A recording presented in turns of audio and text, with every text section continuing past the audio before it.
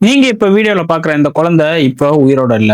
பெத்த தாயே இப்படி ஒரு சம்பவத்த செஞ்சிருப்பாங்கன்னு நம்ம யாருமே எதிர்பார்த்திருக்க மாட்டோம். கேரளாவுல இருக்கக்கூடிய திருவனந்தபுரத்துல இருக்கக்கூடிய அகிலா அப்புறம் அவங்களோட 2வது ஹஸ்பண்ட் தான் அஸ்கர். இவங்க 2 பேரும் பிளான் பண்ணி தான் இந்த குழந்தைய கொன்னுருக்காங்க.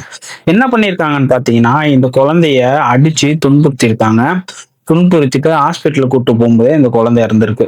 அந்த குழந்தைய சாவடிக்கிறதுக்கு அவங்க என்ன பண்ணியிருக்காங்கன்னா, சாப்பாட வந்துட்டு குழந்தையோட தொண்டைக்குழியில வச்சு நல்லா அழுத்திருக்காங்க. அதனாலேயே அந்த குழந்தை ஹாஸ்பிட்டல் போகும்போதே மூச்சு திணறி இறந்துச்சு. ஆனா இவங்க என்ன பண்ணியிருக்காங்கன்னா, அந்த குழந்தையோட சாவ வந்துட்டு தெரியக்கூடாது யாருக்கும் அப்படின்னு சொல்லிட்டு மூடி மறைக்கலாம்னு ஒரு பிளான் பண்ணியிருக்காங்க.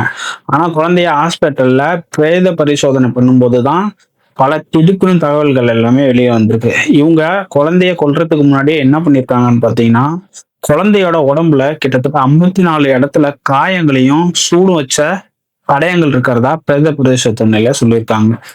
அதாவது ஒரு சின்ன குழந்தை 1.5 வயசு தான் ஆகுது அந்த குழந்தைக்கு. அந்த குழந்தைய எவ்வளவு சித்திரவதை பண்ணி, அதுவும் 54 இடத்துல உடம்பு ஃபுல்லா காயத்தை ஏற்படுத்தி அந்த குழந்தைய கொன்றுருக்காங்கன்னா, அப்ப அவங்க எவ்வளவு கொடூரமான ஒரு தாயா இருந்திருப்பாங்க.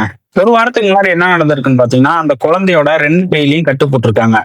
அது வந்துட்டு எப்படி அந்த கட்டு போட்டாங்க அப்படின்னு பார்த்தீங்கன்னா, அந்த குழந்தை சைக்கிள் ஓட்டும்போது கீழ விழுந்துட்டான். அதுல அடிபட்டுருச்சு அப்படின்னு சொல்லி இவங்க கட்டு போட்டிருக்காங்க. ஆனா, கண்டிப்பா அந்த குழந்தை சைக்கிள் ஓட்டி கீழ விழுவுற குழந்தை மாரி தெரியல.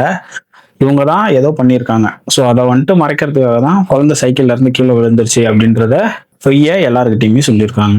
அந்த 1 1/2 வயசு குழந்தைய அப்படி துன்புறுத்தி கொல்ற அளவுக்கு அந்த குழந்தை என்ன பண்ணியிருக்கும் சொல்லுங்க?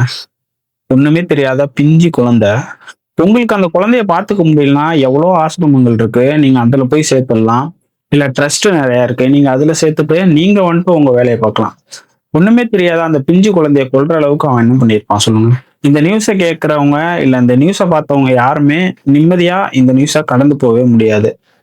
ஏன்னா, அவ்வளோ கொடூரமான ஒரு செயல செஞ்சிருக்காங்க. இப்ப இவங்க 2 பேரையுமே காவல்துறை வந்துட்டு அரெஸ்ட் பண்ணிட்டாங்க. இருந்தாலும், இப்படி ஒரு செயல செய்யறதுக்கு அவங்க 2 பேருக்கும் எப்படி அந்த மனசு வந்ததுன்னு தெரியல.